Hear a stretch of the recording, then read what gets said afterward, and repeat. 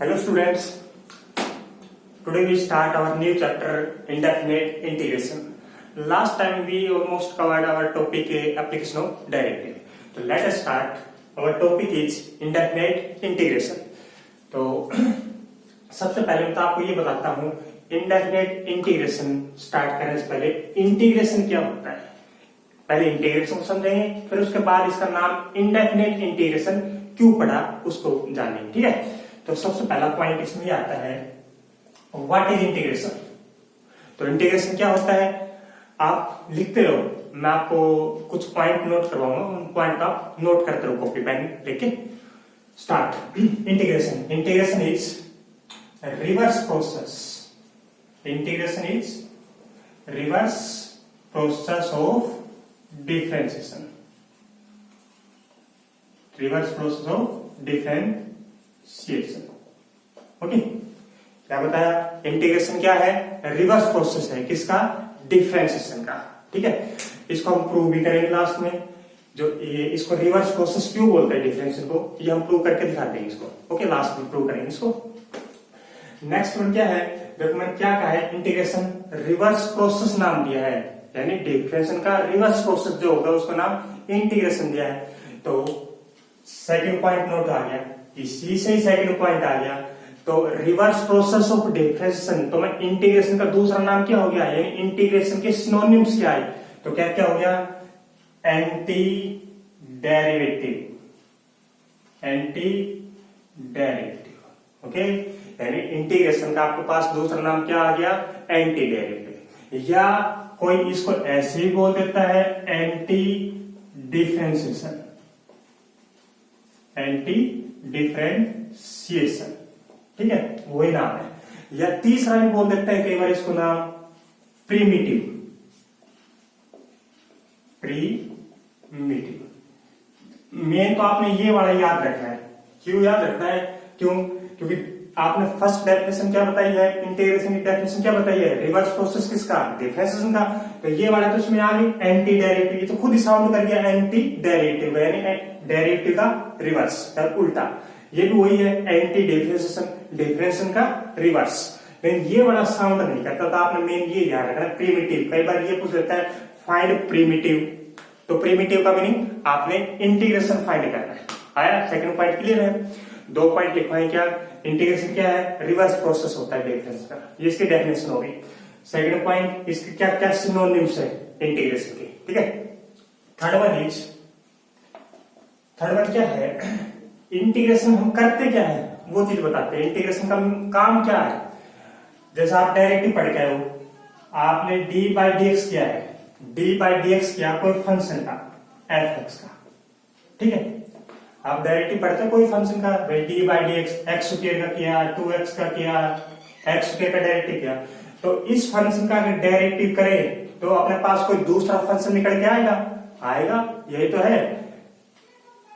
हमेशा डायरेक्टिव क्या देता है? एक नया फंक्शन देता है। तो एक्स फंक्शन, इस फंक्शन का डायरेक्टिव क्या आ गया? मैंने नाम रख दिया gx। ठीक है, ये बस इस टाइप तो आपके पास डिफरेंशिएशन वाला है। डी बाई डी एक्स किया फंक्शन का, तो क्या आया? एक नया फंक्शन आया gx। तो इंटीग्रेशन हम क्या करते हैं? इंटीग्रेशन हम कैसे लिखेंगे इसको? सिंबॉलिकली इंटीग्रेशन को रिप्रेजेंट कैसे करेंगे? मैथमेटिकल रिप्रेजेंटेशन कैसे देंगे? तो इसको कैसे देंगे? Integration of gx dx is equal to fx plus c। Integration कैसे रिप्रेजेंट करना है? क्या मीनिंग हुआ?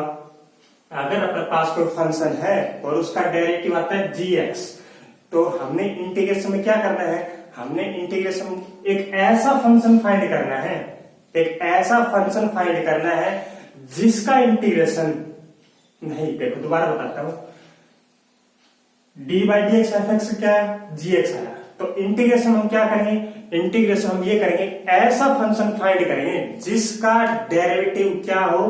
gx हो। नहीं आया? देखो दोबारा बताते हैं। आपने डी बाई डी एक्स किया एफ एक्स का, gx आ गया। D by D x x square का किया तो कितना होता है? 2x। तो आपने इंटीग्रेशन क्या करोगे, एक वो फंक्शन निकालो जिसका डेरिवेटिव क्या आता हो 2x। तो आपने वो फंक्शन निकालना है, कौन सा फंक्शन जिसका डेरिवेटिव 2x हो। बताओ किसका डेरिवेटिव 2x आता है, x के का डेरिवेटिव आता है। तो जो ये प्रोसेस है, इस फंक्शन का डेरिवेटिव, जिस फंक्शन का डेरिवेटिव ये वाला होता है, उस फंक्शन को फाइंड करना क्या बोलते हैं, इंटीग्रेशन। आया क्लियर हुआ कुछ?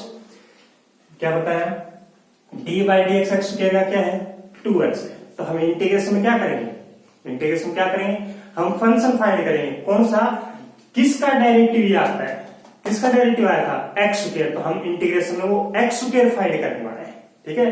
तो यही है सेम, अगर अपने पास d by D x x का क्या है जी एक्स, तो हम क्या करेंगे, किस फंक्शन का डेरिवेटिव जी एक्स आता है, किसका डेरिवेटिव जी एक्स आता है, इसको हम ऐसे लिखेंगे, ये अपने पास रिवर्स हो गया इंटीग्रेशन, रिवर्स ऑफ डिफरेंस, किसका डेरिवेटिव, किसका डेरिवेटिव, किसका डेरिवेटिव एफ एक्स आता है, किसका, ये देखो कंफ्यूजन कर दिया, किसका डेरिवेटिव, बताओ क्या करने वाला है, घूम गए अभी से ही।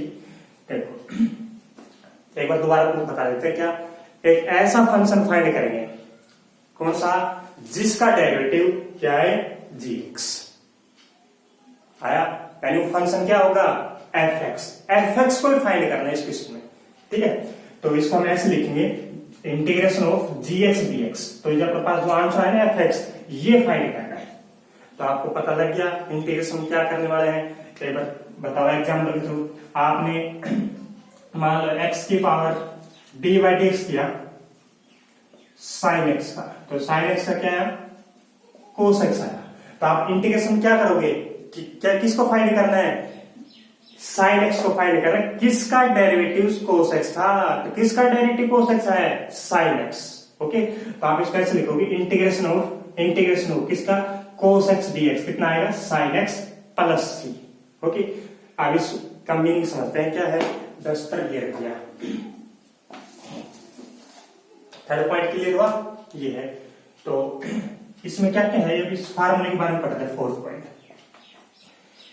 जो इंटीग्रेशन जी एक्स डी एक्स है, इज इक्वल टू आपने लिखा एफ एक्स प्लस सी। तो जी एक्स क्या है, जी एक्स क्या बोलोगे आप, इंटीग्रैंड, जी एक्स का नाम दोगे आप इंटीग्रैंड, एफ एक्स का नाम दोगे आप इंटीग्रल, एफ एक्स का नाम ले दिया आपने इंटीग्रल। और ये जो इंटीग्रेशन है, ये इंटीग्रेशन का साइन है, ये क्या बोलते हैं sign of integration, sign of integration आया। अब बच गए डीएक्स क्या है, इंटीग्रेशन हुआ है विद रिस्पेक्ट टू एक्स। अभी तो मैंने इनके मीनिंग बताए हैं, क्या मीनिंग है, जीएक्स को क्या बोलेंगे हम, अगर ऐसी कोई नोटेशन दे रखी है, यानी आप इंटीग्रेशन हमेशा ऐसे रिप्रेजेंट करना है। पहली बात तो ये क्लियर कर देते हैं, इंटीग्रेशन को हमेशा ऐसे रिप्रेजेंट करना है। इंटीग्रेशन कभी भी आपने ऐसे नहीं लिखना है, अगर आप जीएक्स डाल दोगे तो इसका कोई मीनिंग नहीं निकलता, इसका मीनिंग कुछ भी नहीं है, ठीक है। हमेशा लास्ट में आपने कुछ ना कुछ dx dy कुछ ना कुछ तो आपने यूज करना है। ओके, अगर आपने इसको ऐसे लिख दिया gx dx तो इसका भी कुछ मीनिंग नहीं है, इसका मीनिंग इंटीग्रेशन नहीं हुआ, ठीक है। तो आपने नोटेशन हमेशा gx dx यूज करनी है। यहाँ पे कोई फंक्शन देना है, यहाँ पे लास्ट में dx dy कुछ भी यूज कर सकते हैं। लेकिन कई बार फंक्शन की वैल्यू 1 हो जाती है तो ये क्या बढ़ जाता है, ये बढ़ जाता है dx, तो ये भी वैलिड है। ओके, ये है। तो अब इनका मीनिंग बताते हैं। इंटीग्रेशन है ये कंप्लीट इंटीग्रेशन है, तो इसमें क्या हो गया एफ एक्स हो गया। एफ एक्स को क्या बोलते हैं इंटीग्रल, यानी इंटीग्रेशन की डेफिनेशन क्या कह सकते हो, इंटीग्रेशन क्या है, एक प्रोसेस है। प्रोसेस किसको फाइंड करने का, इंटीग्रल को फाइंड करने का। इंटीग्रल पता लग गया, एफ एक्स तो ये बताया था, इंटीग्रल ये बोलते हैं किस फंक्शन का डेरिवेटिव जी एक्स आता है एफ एक्स, तो F x is called integral. Okay, तो आपने क्या करना है, प्रोसेस होता है किसको फाइंड करने का, इंटीग्रल को फाइंड करने का, ठीक है। और ये वाला क्या है जी एक्स इंटीग्रैंड है, डीएक्स क्या है, जो इंटीग्रेशन करना है हमने वो किसके रेस्पेक्ट में करना है, with respect to X. Okay, हमेशा यहाँ पे आपको कोई जरूरत नहीं है, आप अगर यहाँ पे dx लगाया आप यहाँ पे dy भी यूज कर सकते हो, ठीक है, और कुछ वेरिएबल यूज कर सकते हो आप, कोई दिक्कत नहीं आने वाली यहाँ से, लेकिन लगाना कुछ ना कुछ है जरूर, चाहे dx लगाओ, dy dz dA कुछ भी लगाओ, ये आ गया। तो gx dx क्या आ गया। अब ये भी ध्यान रखना है, अगर आपने नोटेशन ये वाली दी है भाई dy dx, अगर fx का ये आता है तो इसके अकॉर्डिंग तो नोटेशन ये आएगी, dx ही आएगा इसके अकॉर्डिंग, ओके। लेकिन अगर आपने यहाँ पे dy dA किया है, fx का वो आता है gx या ga कुछ भी नोटेशन, तो वहां पे आपने dA यूज करना है। क्लियर है, ठीक है। नेक्स्ट पॉइंट क्या आता है, जो ये साइन किसका होता है, ये इंटीग्रेशन का साइन होता है। x क्या है, x है वेरिएबल ऑफ इंटीग्रेशन, ठीक है। fx क्या है, इंटीग्रल। c के बारे में क्या है, c का क्या रोल है, c is constant of integration, constant of integration, ठीक है। आप कोई भी फंक्शन है, कोई भी फंक्शन का अगर इंटीग्रेशन करते हो तो हमेशा इनडेफिनेट वैल्यू आती है। अब इसका मीनिंग क्या बताया, क्या बता दिया, ये कोई भी फंक्शन का इंटीग्रेशन करते हो तो कभी भी डेफिनेट वैल्यू नहीं आएगी। क्यों नहीं आएगी, इसका मीनिंग समझते हैं। इस समय सी का भी क्लियर हो जाएगा और साथ साथ नाम इंडेफिनेट ही पड़ जाएगा। देखो इसका मीनिंग समझते हैं क्या है। देखो आप बता रहा, अगर मैं dy dx fx प्लस 1 का करूं, fx प्लस 1 का डेरिवेटिव करना हो, पर एक बार में करना हो dy dx fx प्लस 2 का करना हो, और एक बार आपने कर दिया dy dx fx प्लस 3 का, तो क्या आएगा। अब मैं dy dx fx से करता हूं, fx का डेरिवेटिव मान लिया मैंने gx आता है, ठीक है, और 1 का डेरिवेटिव कितना आएगा, वो 0 आएगा, 1 का डेरिवेटिव 1 तो कांस्टेंट है, 0 आ रहा है। Next dy dx fx plus 2 का करना है, तो fx का डेरिवेटिव क्या बना, अपने fx का डेरिवेटिव gx, तो यहाँ पे fx का डेरिवेटिव क्या आएगा, gx आ गया, और 2 का कितना आएगा, 2 का 0 आएगा, ठीक है। ऐसे सेम इसका अगर किया तो fx का डेरिवेटिव gx, 3 का 0 आया। अब आपने इसको इंटीग्रेशन में रिप्रेजेंट करना है, तो इंटीग्रेशन कैसे रिप्रेजेंट करेंगे, इस वाली चीज को, dy dx इसका ये आ रहा है, अभी बताया, देखो dy dx fx का gx आता है, तो इसको इंटीग्रेशन में कैसे रिप्रेजेंट करेंगे, इंटीग्रेशन करेंगे gx का, किसके रेस्पेक्ट में, विद रेस्पेक्ट टू, अगर x है integration with respect to x, तो क्या आएगा fx। तो लिखो इसका मीनिंग क्या हो गया, अगर हम इंटीग्रेशन करेंगे किसका, gx का विद रेस्पेक्ट टू x, तो क्या आना चाहिए अपने पास, fx प्लस 1 आना चाहिए। इस फंक्शन का मीनिंग ये तो होता है इंटीग्रेशन में, प्रोसेस ऑफ फाइंडिंग इंटीग्रल अपने पास ये है, ओके। अब सेकंड वाले का मीनिंग क्या हो गया, सेकंड वाले का मीनिंग, इस फंक्शन का अगर इंटीग्रेशन करें, gx का अगर इंटीग्रेशन करें तो क्या आना चाहिए, ये वाला फंक्शन आना चाहिए, तो इसका मीनिंग fx प्लस 2 आना चाहिए, ठीक है। थर्ड वाली कंडीशन का मीनिंग क्या हो गया, अगर इस फंक्शन का इंटीग्रेशन करें तो अपने पास क्या आना चाहिए, fx प्लस 3 आना चाहिए, ये आना चाहिए। ऐसे आप और भी स्टेप दे सकते हो। अब देखो लेफ्ट साइड, देखो तीनों इक्वेशन की सेम है, लेफ्ट साइड तो सेम है, gx dx dx dx, right side में क्या आ रहा है, fx तो आ रहा है, किसी में प्लस 1, किसी में प्लस 2, किसी में प्लस 3, ऐसे इंक्रीज हो रहा है। तो देखो यहाँ पे तो सारा सेम फंक्शन है, सेम फंक्शन है, तो एक फंक्शन का कितने इंटीग्रेशन आ रहे हैं, इनफाइनाइट इंटीग्रेशन आएंगे। एक फंक्शन की क्या है, इनफाइनाइट इंटीग्रेशन है, यानी इनफाइनाइट, जैसे आप fx प्लस 1 आ गया, यहाँ पे fx प्लस 2 आया, यहाँ पे fx प्लस 3 आ गया, तो ऐसे मैंने क्या नाम रख दिया इसका, gx dx, कितना आ गया अपने पास, fx प्लस c आने वाला है। यहाँ पे डेफिनेट वैल्यू नहीं आती इंटीग्रेशन की, ठीक है, क्योंकि आप यहाँ पे 1 का डेरिवेटिव 1 अगर कोई भी कांस्टेंट लोगे उस साइड जाके 0 बन जाता है डेरिवेटिव में, ठीक है। तो यहाँ पे आप कोई भी कांस्टेंट यूज कर सकते हो।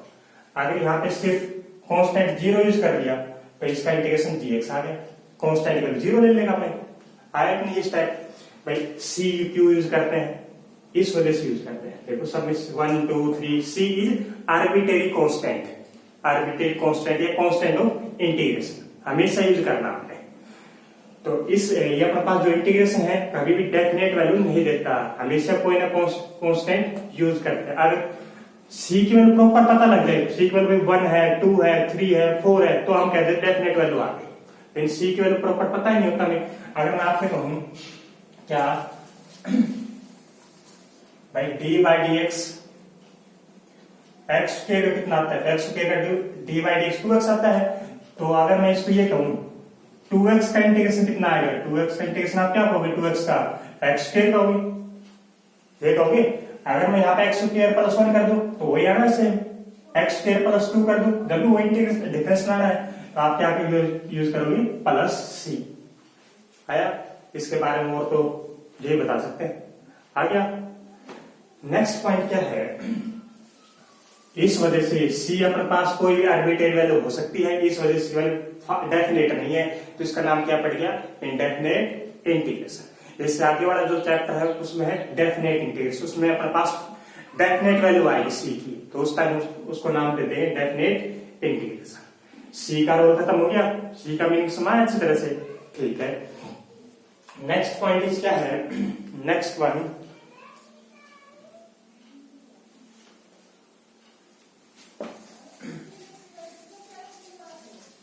आपने ये ध्यान रखना, इसकी नोटेशन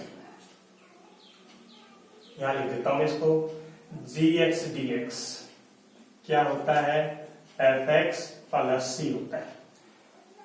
कितने पॉइंट हो गए थे, 4 5, ये है। नेक्स्ट पॉइंट क्या है, जो इंटीग्रेशन होता है, इंटीग्रेशन में ग्राफ, इंटीग्रेशन का ग्राफ में मीनिंग क्या होता है, इंटीग्रेशन को ग्राफ में इंटीग्रेशन क्या रिप्रेजेंट करना चाह रहा है, तो graph integration, graph of integration किसको रिप्रेजेंट करता है, रिप्रेजेंट किसको करता है, family of curve, family of curve.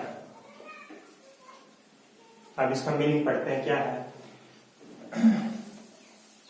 Family of curve. अब जैसे मैं बताता हूं आपको, क्या अगर आपने एक्स स्क्वायर का इंटीग्रेशन किया, एक्स स्क्वायर का integration with respect to X, तो क्या आने वाला है बताओ, पहले आप, चलो ये नहीं पता आपको, D by D x, x square का करते हो, एक्स स्क्वायर का तो कितना आएगा, 2x आएगा, एक्स स्क्वायर का डी बाई डी एक्स कितना आता है, 2x। अब इसको इंटीग्रेशन में रिप्रेजेंट करना हो, इस वाली चीज को तो कैसे रिप्रेजेंट करेंगे हम इंटीग्रेशन में, इंटीग्रेशन साइन 2x, 2x का, तो 2x का integration with respect to x कितना आएगा, ये वाला आएगा, एक्स स्क्वायर और प्लस सी, सी की यूज क्या, अगर यहाँ पे आप 1 ले रहे हो तो उसका भी इंटीग्रेशन ये आना, डेरिवेटिव आना है, 2 यूज कर रहे हो तो उसका डेरिवेटिव आना, तो आपने क्या यूज कर दिया, एक्स स्क्वायर प्लस सी। आप इसको ऐसे भी रिप्रेजेंट कर सकते हो, एक्स स्क्वायर प्लस कोई कांस्टेंट है तो उसका डेरिवेटिव क्या आएगा, 2x तो आएगा हमेशा, कांस्टेंट का 0 हो सकता है, यही बाद में लिखना था, सी का मीनिंग ये है, ठीक है। अब देखो अपने पास इसका इंटीग्रेशन ये हुआ, इसका मीनिंग यही है, ठीक है। अब इसको ग्राफ में रिप्रेजेंट करते हैं, एक्स स्क्वायर, देखो एक्स स्क्वायर क्या होता है, अगर अपने पास कोई फंक्शन है y equal to X square, तो किसको रिप्रेजेंट करता है, पैराबोला को रिप्रेजेंट करता है, कौन सा पैराबोला को, अपवर्ड पैराबोला को, ये हमने प्लस नहीं पढ़ा था, y equal to X square. तो अगर मैं c की वैल्यू 0 लूं यहाँ पे, तो c की वैल्यू 0 लेने से क्या बढ़ गया, y equal to X square बढ़ गया, तो ये अपवर्ड पैराबोला कुछ ऐसा दिखेगा, ठीक है। ये किसकी ग्राफ आ गया, ये आ गया एक्स स्क्वायर का, ठीक है। अगर मैं c की वैल्यू 1 लेता हूं, c की वैल्यू 1, तो ये ग्राफ कैसे दिखेगा, c की वैल्यू 1 लेने से क्या हो जाएगा, एक्स स्क्वायर प्लस 1, तो ये ग्राफ एक स्टेप ऊपर चला जाएगा, तो एक स्टेप ऊपर जाने से क्या बन जाएगा, ये ग्राफ कुछ ऐसा बन जाएगा, ये ग्राफ किसका आ गया, एक्स स्क्वायर प्लस 1 का, ठीक है। अगर मैं c की वैल्यू 2 लूं यहाँ पे, तो ग्राफ कैसे दिखेगा, 2 स्टेप ऊपर चला जाएगा, तो 2 स्टेप ऊपर जाने से कुछ ऐसा दिखेगा, एक्स स्क्वायर प्लस 2, ठीक है। अगर c के आप 3 ले रहे हो, 4 ले रहे हो, तो ग्राफ ऐसे चलता रहेगा, ओके। अगर आप c की वैल्यू माइनस ले रहे हो, माइनस, तो ग्राफ कैसा आएगा, ये ग्राफ एक स्टेप नीचे चला जाएगा, ऐसे कुछ आएगा, ये वाला, ठीक है। ये है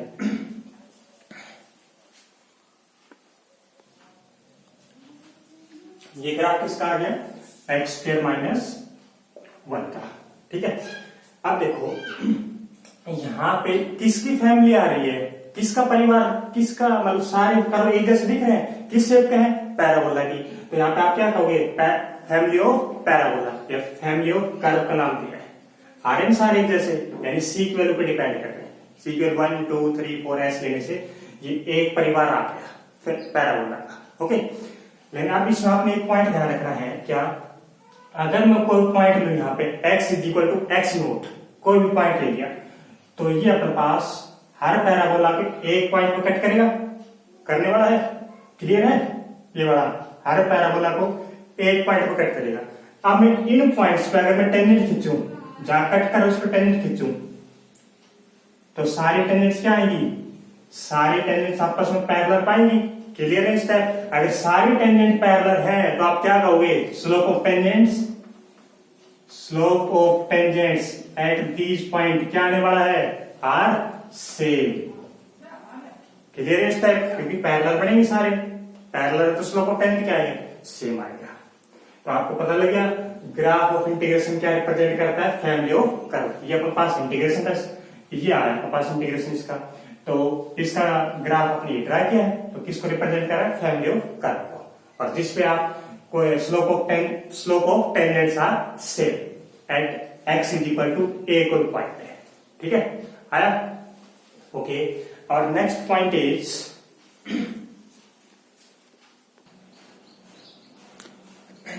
सेवंथ पॉइंट है D by D x. D by D x करना है किसका, integration of f x D x का। तो आप अगर इसका डायरेक्टली इंटीग्रेशन करोगे, इस ये अपने पास integration f x D x, इसका अगर डायरेक्टली करोगे तो क्या आना है, एफ एक्स आना है। ठीक है, इसका मीनिंग आप ये भी ले सकते हो, देखो डी बाई डी एक्स है और इंटीग्रेशन है, तो कैंसिल होकर क्या आ रहा है, सिर्फ एफ एक्स आ रहा है। यानी सबसे पहले जो डेफिनेशन बताई थी मैंने, क्या बताई थी, इंटीग्रेशन एंड डिफरेंशियल आर क्या होते हैं, आपस में रिवर्स होते हैं। तो वही है, इंटीग्रेशन और डिफरेंशियल अगर आपस में आ जाए तो आपस में कैंसिल हो जाएंगे, क्या बचेगा, एफ एक्स। अब इसको प्रूव करते हैं, कैसे करें, देखो अगर आपने कोई फंक्शन है डी बाई डी एक्स, उस फंक्शन का आपने कोई फंक्शन है जी एक्स, उस फंक्शन का आपने डेरिवेटिव किया तो क्या निकल के आएगा, एक दूसरा फंक्शन आएगा, कंपलसरी है, कोई फंक्शन का डेरिवेटिव करोगे कोई दूसरा फंक्शन आता है, तो उस फंक्शन का नाम डाल दिया एफ एक्स। ओके, ये डालते हैं। अब आपसे ये पूछ रहे कि इस फंक्शन को इंटीग्रेशन में रिप्रेजेंट करो, तो कैसे करोगे, हम इसको रिप्रेजेंट कर देंगे, कैसे इंटीग्रेशन करेंगे किसका, एफ एक्स डी एक्स का, तो क्या आएगा, जी एक्स आएगा, या जी एक्स प्लस सी आएगा। ठीक है, क्लियर है स्टेप, ये है। अब देखो आप, हमने क्या करना है, integration f x D x क्या करना है, डी बाई डी एक्स करना है, तो मैंने क्या कर दिया, apply derivative on both side है, डी बाई डी एक्स कर दो, derivative with respect to X, F x D X, इस इक्वेशन का डेरिवेटिव कर दिया विद रिस्पेक्ट टू एक्स, तो कितना आ गया, ये इस साइड भी derivative, d by D x ji x plus c, तो कितना आ गया इस साइड, तो ये ऐसे कैसे रहेगा, क्योंकि इसकी वैल्यू तो हमने प्रूव ही करनी है, तो ये आ गया, तो कितना है साहब, जी एक्स का आ गया, D by D x ji X का, तो D by D x ji X कितना ले रखा हमने, D by D x ji X का ले रखा है एफ एक्स, जी एक्स का डेरिवेटिव पुट कर दिया, सी का डेरिवेटिव कितना आएगा, सी का तो कांस्टेंट है, सी का डेरिवेटिव जीरो आना है, तो कितना आ गया, ये आ गया। और ये हमने क्या करना था, प्रूव करना था, डी बाई डी एक्स करोगे integration f x D x का, तो एफ एक्स आना कर लोगे। यानी आप ये भी कह सकते हो, जो इंटीग्रेशन और डेरिवेटिव क्या होते हैं, आपस में इनवर्स होते हैं, एक दूसरे के इनवर्स, यानी आपस में कैंसिल कर सकते हो। ठीक है, आया, okay. Next one point is, ये डस्टर कौन उठा लेता है बार बार, ये मिल गया। नेक्स्ट पॉइंट है, एक अगर आपने इंटीग्रेशन करना हो एफ एक्स प्लस माइनस जी एक्स, अगर अपने पास कोई दो फंक्शन है, प्लस में है या माइनस में हो सकते हैं, तो उसका इंटीग्रेशन आप ऐसे भी कर सकते हो, अलग अलग लिख के, F x D x plus minus gx dx। Okay, यानी इसका इंटीग्रेशन अलग और इसका इंटीग्रेशन अलग, ऐसा आप ब्रेक करके लिख सकते हो, चाहे बीच में प्लस हो या माइनस हो। लेकिन मैंने ये सिंबल नहीं लगाया है, मल्टीप्लाइड और डिवाइड का सिंबल नहीं लगाया है, इनको आप ऐसे नहीं कर सकते मल्टीप्लाई और डिवाइड में, ठीक है। उनका अपने पास अलग मेथड है, वो पढ़ेंगे बाद में। नेक्स्ट पॉइंट क्या है, नेक्स्ट वन पॉइंट, अगर अपने पास के एफ एक्स है, के यानी कॉन्स्टेंट, इस फंक्शन का इंटीग्रेशन करना है, के एफ एक्स का इंटीग्रेशन, तो क्या आने वाला है कि आप कॉन्स्टेंट है, कॉन्स्टेंट आप बाहर लिख सकते हो, के बार integration of f x dx, इसका मीनिंग ये लिख सकते हो। अगर आपके पास कोई भी कांस्टेंट आता है 2, 3, 4 तो उसका आप बाहर लिख सकते हो 2f(x) dx, ठीक है। नेक्स्ट पॉइंट ये 10th पॉइंट आता है क्या, जो इंटीग्रेशन का जो साइन लिया हमने, इंटीग्रेशन साइन यही है, ये आया कहां से, इंटीग्रेशन का मीनिंग होता है सम, इंटीग्रेशन का मीनिंग सम होता है। ये जो सम का मीनिंग है ना, इसको हम अगले चैप्टर में अच्छी तरह से पढ़ने वाले हैं। जो अपने पास डेफिनेट इंटीग्रेशन है उसमें लिमिटाइजेशन का टॉपिक आएगा फर्स्ट एक्सरसाइज में, तो हम इस इंटीग्रेशन का मीनिंग सम वहां क्लियर करेंगे। तो ये जो इंटीग्रेशन का साइन है वो कहां से आया है, सम, देखो सम हो गया ना, SUM, तो ये किस कहां से आया है, सम से आया है। ओके, इंटीग्रेशन साइन, इंटीग्रेशन का मीनिंग सम से। 11th पॉइंट, आपने फिजिक्स में ऐसे किया होगा, इंटीग्रेशन पढ़ लिया होगा कुछ नोटेशन ऐसी, तो वो क्या होती है, इसका मीनिंग होता है जब इंटीग्रेशन परफॉर्म होता है वो ओवर ए लूप, क्लोज लूप, यानी अपने पास अगर कोई लूप के ऊपर इंटीग्रेशन करना हो, क्लोज हो, तो उस टाइम आप ये वाला सिंबल यूज करते हो। फिर अपने पास मैथ +2 मैथ में नहीं ये वाला सिंबल, तो उसका मीनिंग होता है, या आप उसको सर्कुलेशन बोलते हैं, ठीक है। सर्कुलेशन का मीनिंग क्लोज लूप हो, जैसे सर्कल हो, इस टाइप से। ओके, ये है अपने पास। और कुछ प्रॉपर्टी देख, लिस्ट ऑफ फार्मूले। नेक्स्ट है ये जो अब पढ़ने वाला है, इनके बिना हम इंटीग्रेशन यूज नहीं कर सकते, काम हो ही नहीं सकता इंटीग्रेशन का, ठीक है। तो हमें ये टॉपिक पढ़ना जरूरी है, ये फार्मूले याद करना जरूरी है। तो अब इनको ट्राई करते हैं। देखो, फर्स्ट आपने dy/dx किया था x की पावर n का, x की पावर n का डायरेक्टली कितना आता है, n x n-1 आता है कंफर्म।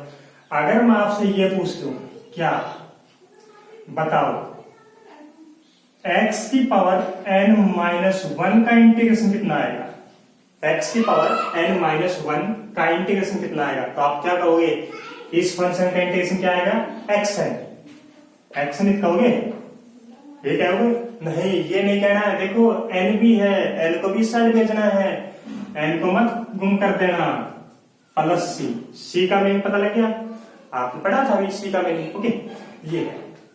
कल को अगर आपके कोई ये कहे हम यहाँ पे n-1 यूज ना करें, मैं यहाँ पे n यूज करूं, तो ये फार्मूला कैसा दिखेगा, अगर यहाँ पे आपने n-1 यूज किया है तो यहाँ पे कितनी पावर है, 10 आ गई, यानी एक बड़ी पावर आ गई ना। अगर यहाँ पे n कर दे तो यहाँ पे कितनी पावर आ जाएगी, फिर x की पावर n+1, और यहाँ पे कितना आ जाएगा, n+1 c। ओके, पहला फार्मूला पढ़ लिया, इंटीग्रेशन किसका, x एंड dx का, ये वाला आने वाला है।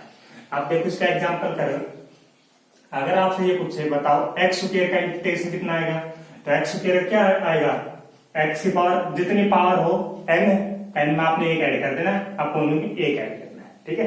तो x² कितना आ गया, 2+1 अपोन में 2+1 c, तो x की पावर 3/3 c आ गया। x की पावर कर लोगे आप, लेकिन ये फार्मूला अपने एक लिमिट देता है, क्या लिमिट देता है, ये फार्मूला कहता है कि मुझे आप n =-1 पर अप्लाई मत करना। अगर n की वैल्यू -1 हो तो ये फार्मूला अप्लाई नहीं करना। क्यों नहीं करना, क्योंकि अगर आप n की वैल्यू -1 करोगे तो मैं ये फार्मूला कर देगा, नहीं मेरी बस की बात नहीं है। क्यों, क्योंकि मैं इन्फिनिटी बन जाऊंगा, फंक्शन डिफाइन नहीं उस टाइम। ओके, तो फिर एक नया फार्मूला ढूंढना पड़ा, n =-1 के लिए एक नया फार्मूला ढूंढ के लाए। क्या n =-1 बनेगा क्या, ये फर्स्ट है। सेकंड, अगर आपने ये पढ़ा है log x, तो log x का डेरिवेटिव कितना आता है? log x का डेरिवेटिव कितना आया? 1/x होता है, पढ़ के आए थे। अब इसको इंटीग्रेशन लिखना हो तो इसको कैसे लिखेंगे? 1/x dx कितना होता है?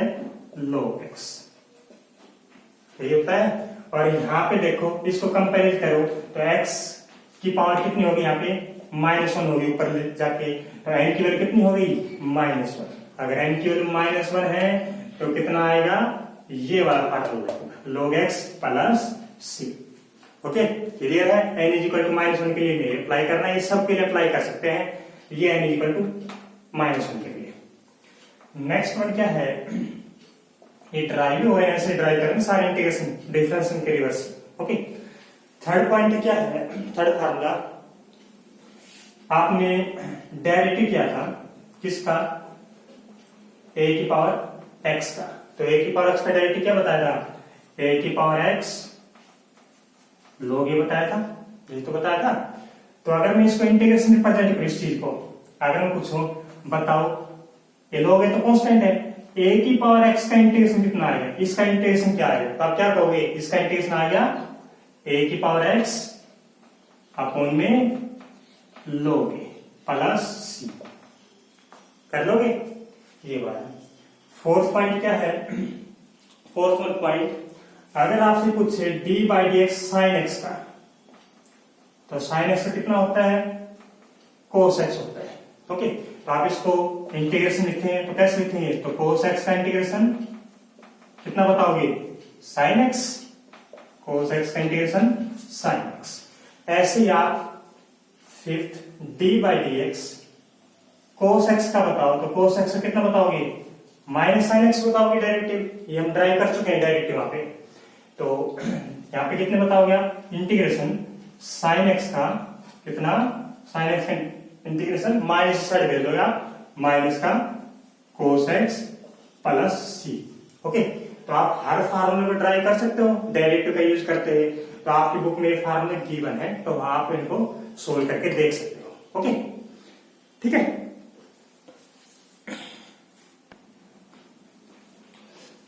तो आपने जब इंटीग्रेशन स्टार्ट कर दिया हमने, तो इंटीग्रेशन आपने एक तो फार्मूले याद रखना है, बिना फार्मूले के आप इंटीग्रेशन यूज नहीं काम कर आगे बढ़ ही नहीं सकते। ओके, तो सबसे पहले आज आपका काम यही है, फार्मूले को याद करना है। उसके बाद हम इंटीग्रेशन है बिल्कुल इजी सा, इसमें कुछ मेथड्स हैं, बस 3-4 मेथड पढ़ने वाले, ज्यादा नहीं पड़ेंगे। तो आपने पहले फार्मूले को याद करना है, आज आपका काम यही है। Okay, thank you.